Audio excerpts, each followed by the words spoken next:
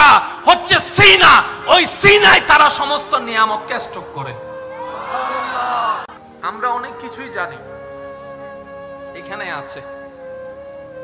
মনে রাখবেন, পৃথিবীর মানুষের কাছে সবচাইতে দামি জায়গার নাম হচ্ছে মাথা। মানুষের কাছে সবচাইতে দামি জায়গার নাম কি? আর মুসলমানদের কাছে সবচাইতে দামি জায়গার নাম হচ্ছে সিনা।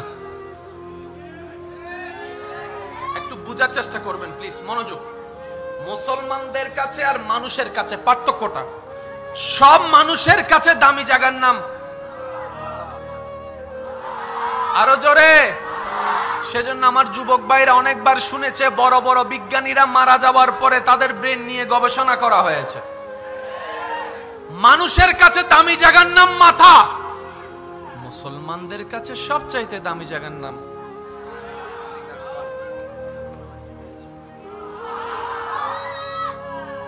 পৃথিবীর সাধারণ মানুষ যা স্ট্রোক করে সব এইখানে করে।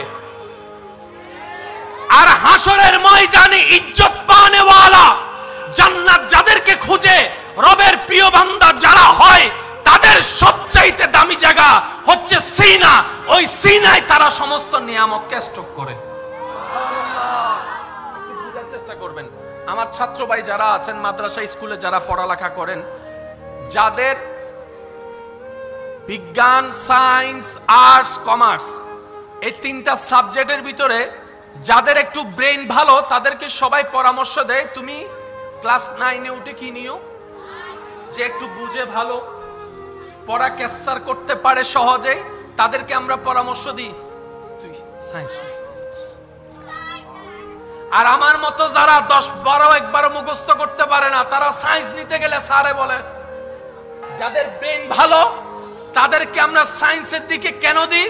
কারণ সায়েন্সের জগৎটাই হচ্ছে তুলনামূলক সবচেয়ে একটু কঠিন, যেখানে রসায়ন আছে, যেখানে পদার্থ আছে, যেখানে কেমিস্ট্রি, বায়োলজি, ম্যাথমেটিক্স, এইরকম হাজার বিষয় আছে, বড় কঠিন কঠিন বিষয়। যারা ব্রেন দুর্বল তারা এই বিষয় নিয়ে কখনো আলগাতে পারে। আর যাদের ব্রেন ভালো তারা এইগুলা পড়তে পড়তে বড় বড় ডাক্তার হয়েছে, ইঞ্জিনিয়ার হয়েছে, পাইলট হয়েছে, বড় বড় বিজ্ঞানীরা হয়েছে। কথা বলেন ঠিক কিনা? পৃথিবীর মানুষরা সমস্ত কিছু স্টক করে কোথায়? ব্রেইনে। আর আল্লাহ ওয়ালা যারা, তারা স্টক করে সব। এবার আসুন, পৃথিবীর সবচেয়ে দামি কিতাবের নাম কি? এই কোরআন। পৃথিবীর সমস্ত বই আমরা কোথায় রাখি? বাংলা, অঙ্ক, ইংরেজি, বিজ্ঞান কোথায় রাখি? ব্রেনে।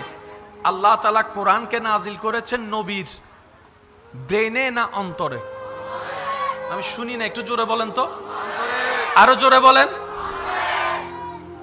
আল্লাহ শ্রেষ্ঠ কিতাব কোরআন নাজিল করার সময় নবীর নূরানি দেহ মুবারকের আফাত ও মুস্তকের ভিতরে অন্তরকে বাছাই করেছেন।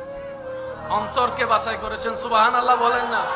সেজন্য আপনার এলাকায় মনে রাখবেন, এটা যত কোরআনে হাফেজ আছে, যাদের অন্তরে কোরআন, আপনারাই বলেন অন্তরে কোরআন, অন্তরে কোরআন।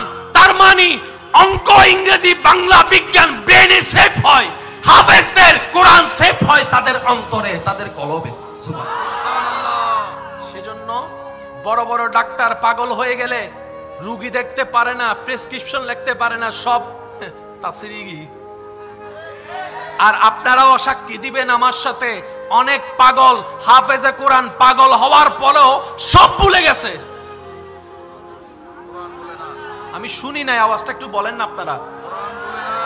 তার ব্রেন স্ক্রু দিলেও কিচ্ছু চিনে না, পারে না, কিন্তু কোরআন পড়তে বলে অনর্গল পড়ে, অনর্গল পড়ে, অনর্গল পড়ে। এবার সেই ব্যক্তিকে জগৎ জিজ্ঞেস করে, তুমি তো সায়েন্সের বড় একটা স্টুডেন্ট ছিলা, তোমার বায়োলজি, ম্যাথমেটিক্সের ভালো দক্ষতা ছিল, এখন তুমি পারো না? বলে যে সব যা ব্রেনে সেভ করেছি, ব্রেনের স্ক্রু ঢিলা হওয়ার সাথে সাথে সবকিছুই, বলেন না, বলেন না, বলেন না, সবকিছুই আপনার ফরম্যাট হয়ে গিয়েছে। কিন্তু আমি কোরআন বলি নাই কেন জানো? আমি কোরআনকে কখনো ব্রেনের মধ্যে স্টক করতে পারি নাই।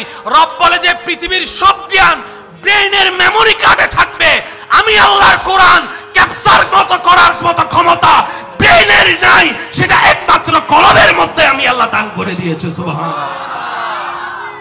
এখন আপনারা অঙ্কটা পুরোটাই বুঝতে পারবেন।